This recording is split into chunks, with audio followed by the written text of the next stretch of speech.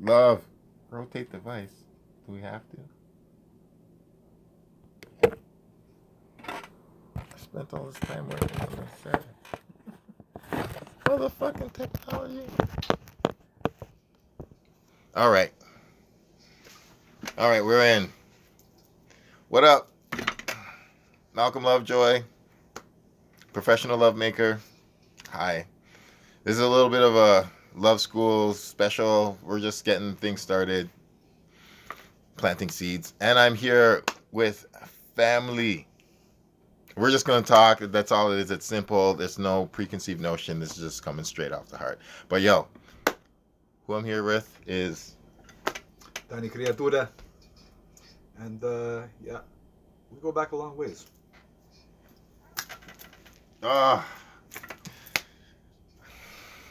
At least 20 years we go back, like time and space, and yo, just so many stories, so much good energy. But I just brought my family here to we just gonna talk, and it's just gonna be simple and beautiful, and that's all there is to it. So how's life been with you lately, fam? I'm not really too sure what I thought I knew before or what I thought life was previously. I'll definitely say that. Like, there's been a lot of things that used to be that are long dead now. Other things that were not even acknowledged to exist that now reign supreme. Yes. So, you know, every type of relationship is up for negotiation right now. Beautiful. Yeah, it is a beautiful thing. It's very frightening for some people. It's frightening for most of us, I think, in some form or another.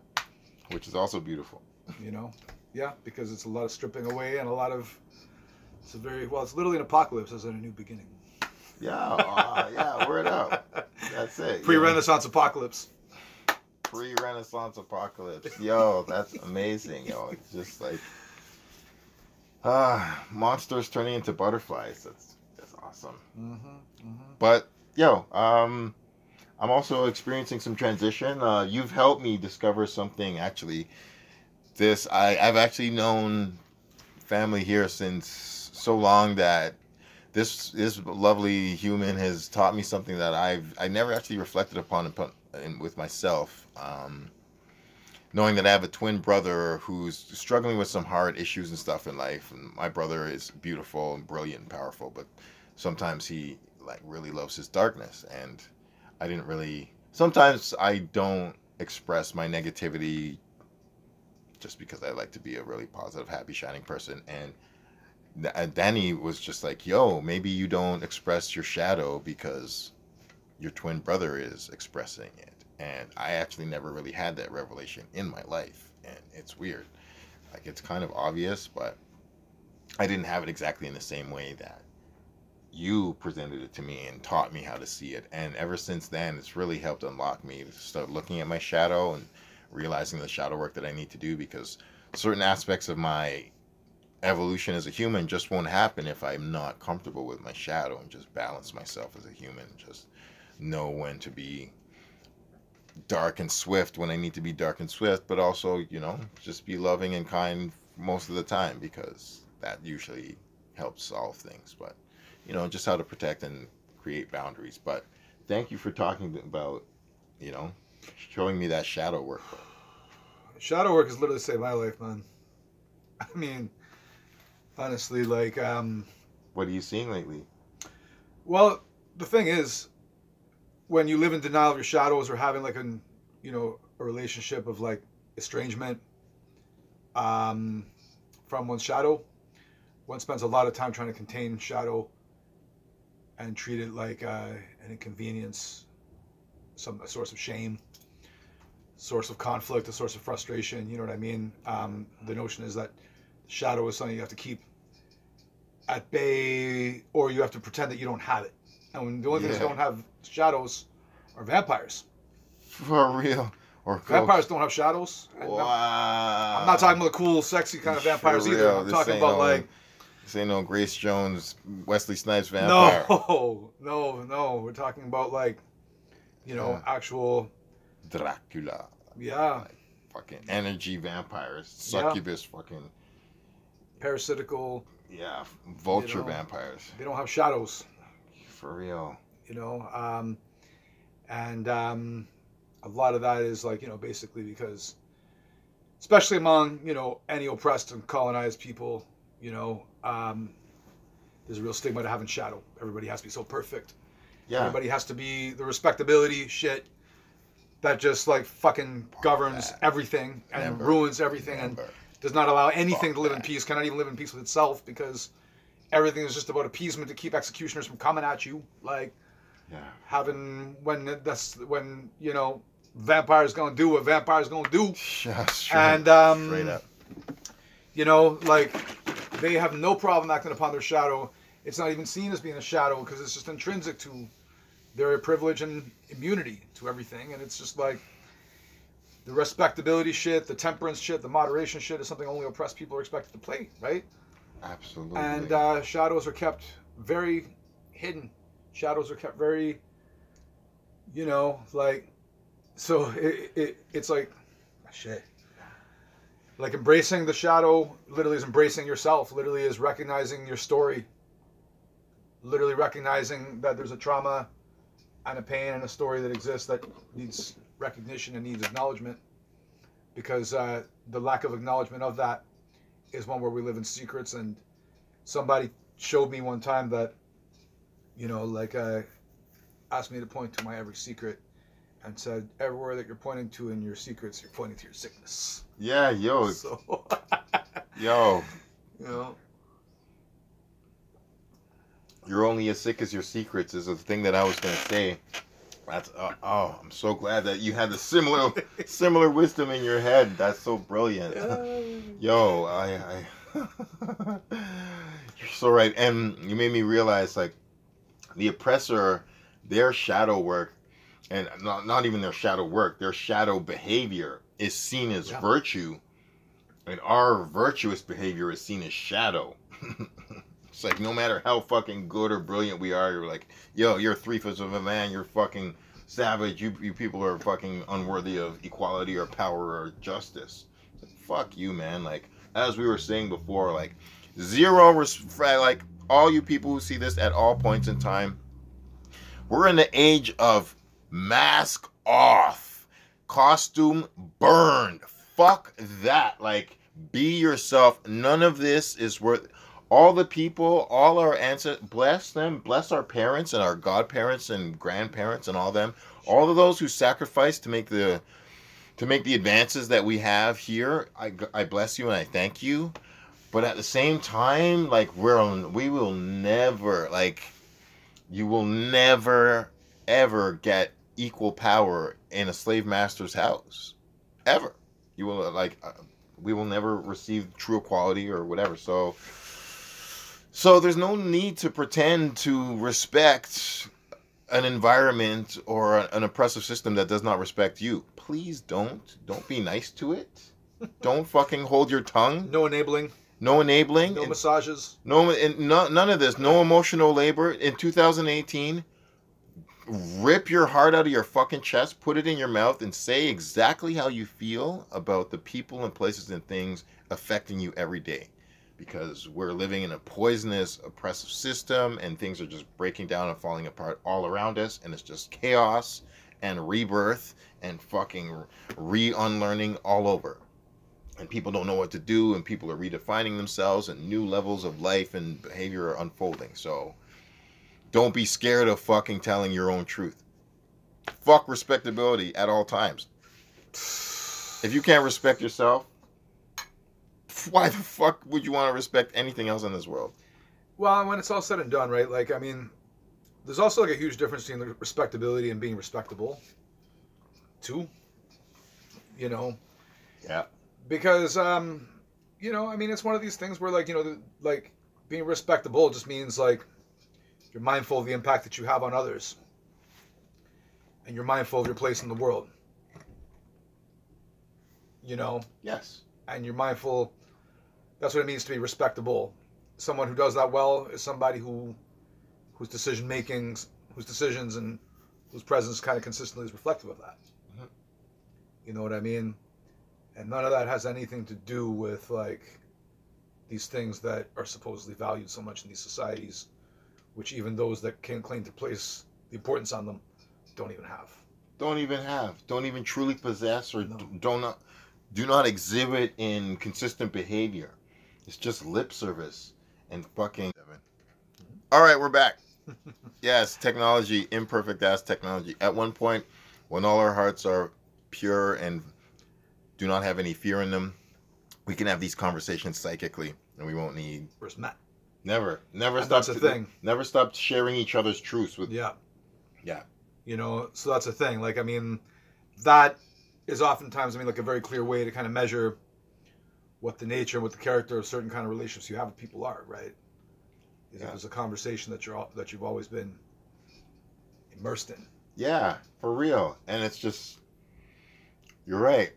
And distance is a certain conversation sometimes. Silence is a certain conversation with some people. You know, when, I mean, we've never had a problem. We've never had conflict. We've never had, you brought up, like, this is just just family, just someone who I've just connected to on a heart level, and just when life and time is right, we align and we connect and we teach and we share, and we've just been friends for over 2 decades, and like we've never actually had beef, conflict, and if like we've had issues, not even issues, but like we've had things in life that might cause conflict, where it's like we're in a political situation or an emotional situation, but it's like we just naturally have not been opposing.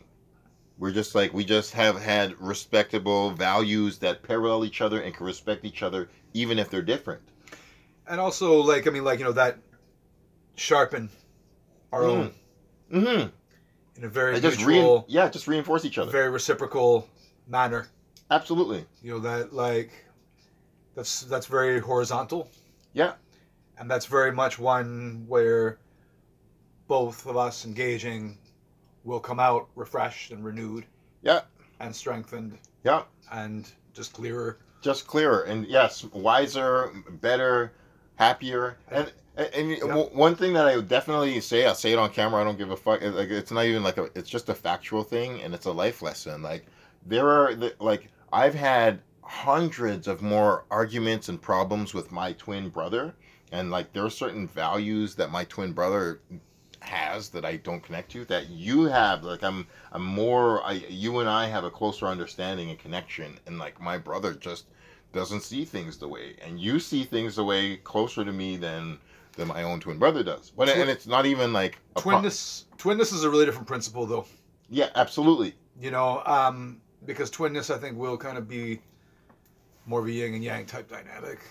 It is, and it's the interesting thing where our value systems, like him and I, our value systems are so drastic, but I mean, we parallel on so many other levels, and the love is there. I don't take away, like, I don't have to be like my brother to love him. I love him to death, even when we do argue. Like, sometimes it just strengthens the bond, but I'm just saying it to say, like, I don't even, it's not a quantification.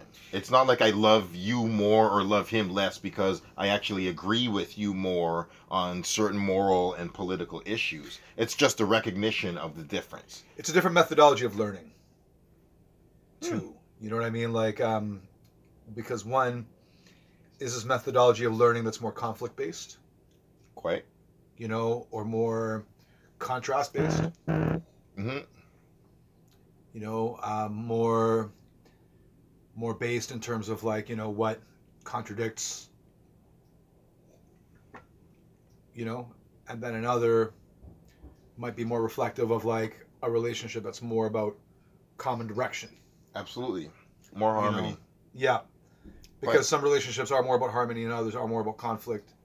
But they can be every bit as essential towards learning and essential towards developing and essential towards, like, you know, just coming to that greater recognition of ourselves ultimately and what our place is in relation to each other. Yeah.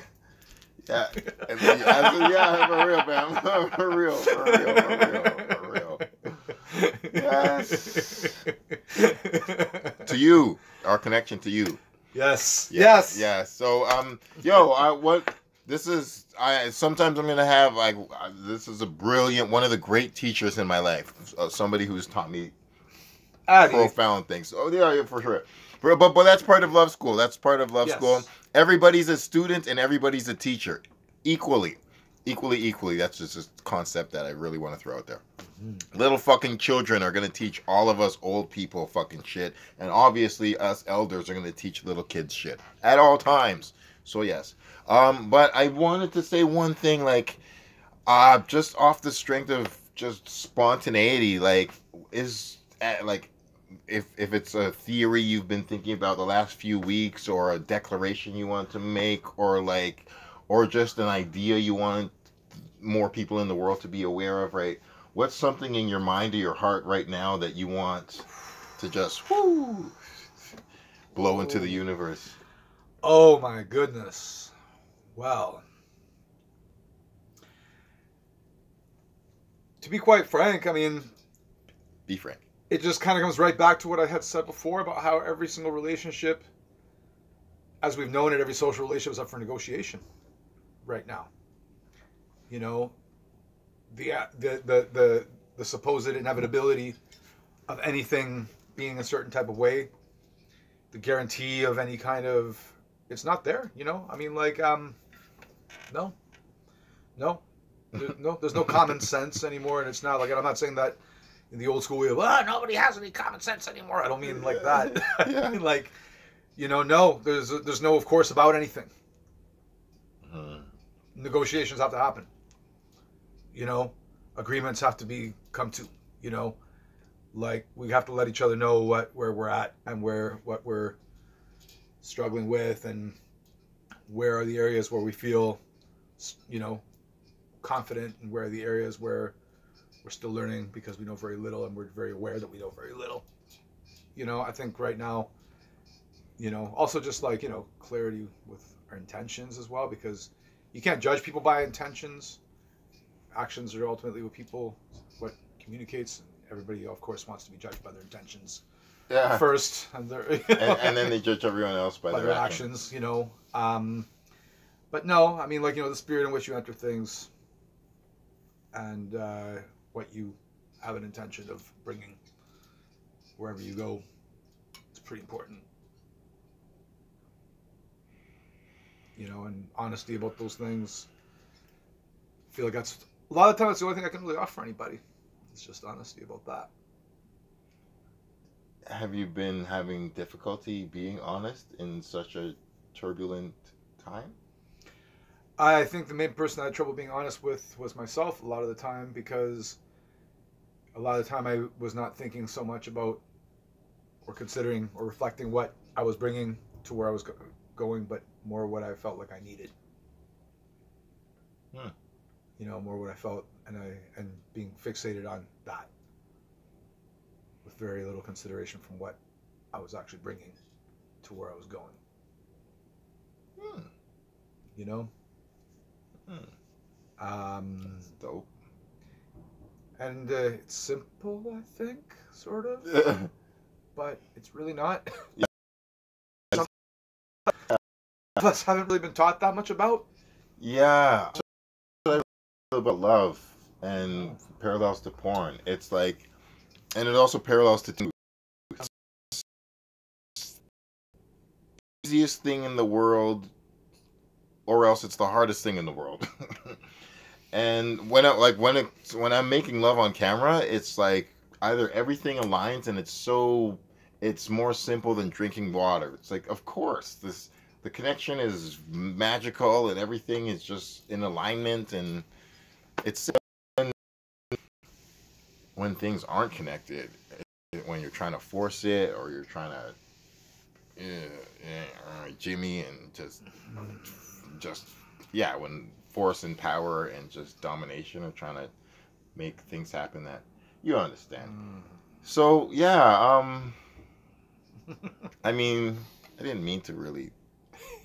All of this is spontaneous. There's nothing fucking planned. Yeah, no, but it's like, you know what though? It's interesting. Like, it's always fascinating. I mean, like, you know, to look at how we communicate when we think about certain things, when things come up that we have a visceral association with. You know? Yeah. I think ultimately the words that we use, oftentimes we're trying to capture that. Mm-hmm. You know? speaking English in this colonial setting. It's like, it's a language of commerce and exploitation. Yes. I heard once that English is a pork language. And hey, if you eat pork, whatever, it's no disrespect to you, but it's also that there's actual tangible reason why they said that, because English has scraps of all these other languages. Esperanto, man. Word? Yeah. It's a Macarena language, man. No. But it's also the only language that I know, so like that's also one thing. Yeah, it's something that we know in common. Yeah. Yeah, exactly. Like I gotta cram a couple more languages in my brain, some non-oppressor, non-colonial languages. But whatever. I'm also at the point of making peace and love with everybody else. I have my own freedom. I'm not fucking angry at as long as justice and reparations happen. We all good.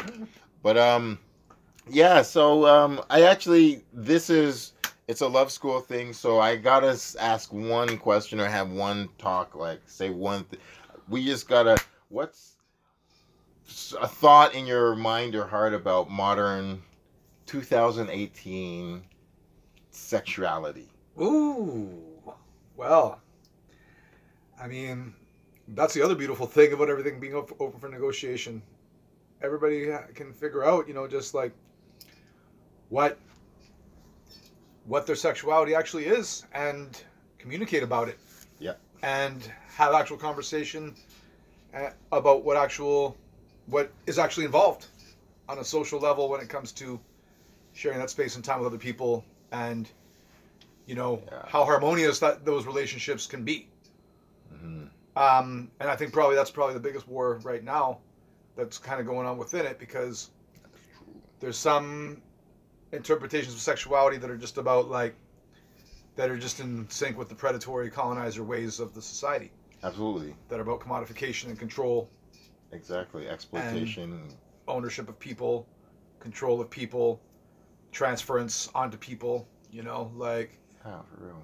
And then ultimately there's also a yearning as well for the horizon, to experience kinship and connection and intimacy in all the ways people seek it. And oftentimes, especially those of us assigned as male at birth, oftentimes we only know how to pursue it sexually in those ways. There's a lot of other aspects of intimacy that have not quite been valued as much, and they're as much essential. So I'm learning to value those things just as much more, Beautiful. And they also allow me to be far more open to more kinds of love from more kinds of people. That's bliss. It is, I've learned to be more grateful and thankful for that, because, sometimes those do, in actual fact, the biggest case against monogamy for me, personally, is just the expectation that one person can fulfill you when it comes to absolutely everything. And that's a lot of expectations to put on another person. Bad idea. That somebody being that one person's your confidant, your emotional laborer, one person can carry your coach, your lover, your business partner, your chef, your laundry person, your emotional your sounding board. For real. For real. Just your sexual fantasy, all of them. And you have to put in all this time trying to keep other people out of that, from getting in between that. Yeah.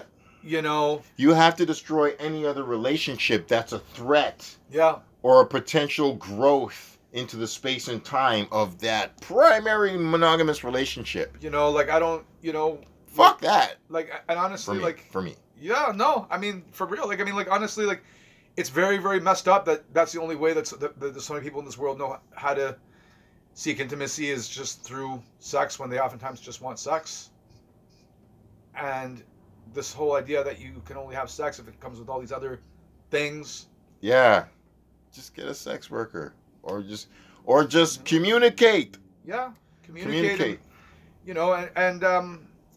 And also, somebody who's your confidant and somebody who you communicate with doesn't have to be your lover too.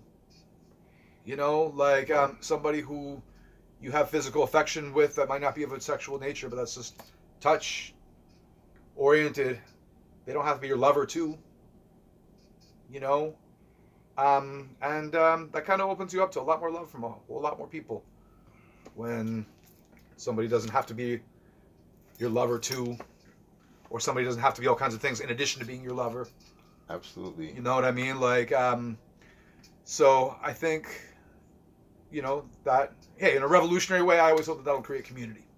Yeah. Community strong enough to defend itself, community strong enough to look after itself, community where there's healing, community where there's wellness practiced, community that can form like a counterpower eventually to this fucking shit. Absolutely. I mean, yep. And realistic side too, of course, where it's like, when we don't necessarily know if there's going to be a nuclear war or not this year, where, millions of people could die like everywhere, it could happen. It's like, but at the same time. But, Black Panther came out before a nuclear war happened. So. Exactly. Thank you. Thank you to the universe. Yeah. But that's the thing. Because we don't know how much time we have, that is why it's very important that, we live the time that we have based on the principles that are most true. Mm-hmm. And that, like, Yes. And that's where, like, how are we going to be for each other in these last days and times? Mm-hmm. If these are last days and times. I think these are the last days and times of white supremacy. And, damn Skippy. And European domination. Maybe not white supremacy, but European, like, actual, like, it's the last days and times of the Bible.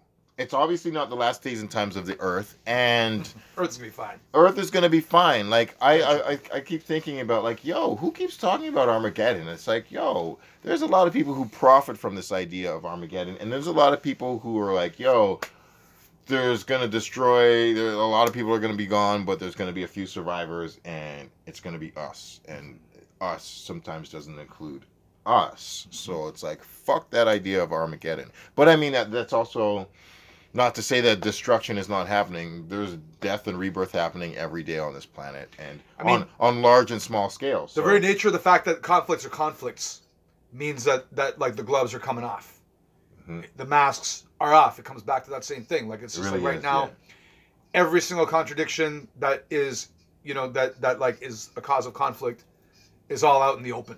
Truly. Now. Truly, there's no pretense of peace. Yes, absolutely. A lot of the illusions that have been layers and veils that have existed and that have propped up this civilization for fucking decades and centuries, a lot of them have been burned and dropped and just actually pissed on and shit on by, thank you, fucking Donald Trump, and a few of the other things that have happened recently. Yeah. Just real reality checks, and just be like, you know what? This is what time it really is. Fuck what time people would like to dream that it is, or whatever stupid invention or technological advance makes people think that we've evolved to. We haven't evolved past motherfuckers still getting shot in the face and cops still shooting motherfuckers and nobody doing anything about it. So, like, we're still in the dark ages. White despair, man. It's white despair. Like, white people, people invested in the idea of whiteness, clinging on desperately to, like, the full like killing. Absolutely. Lashing out.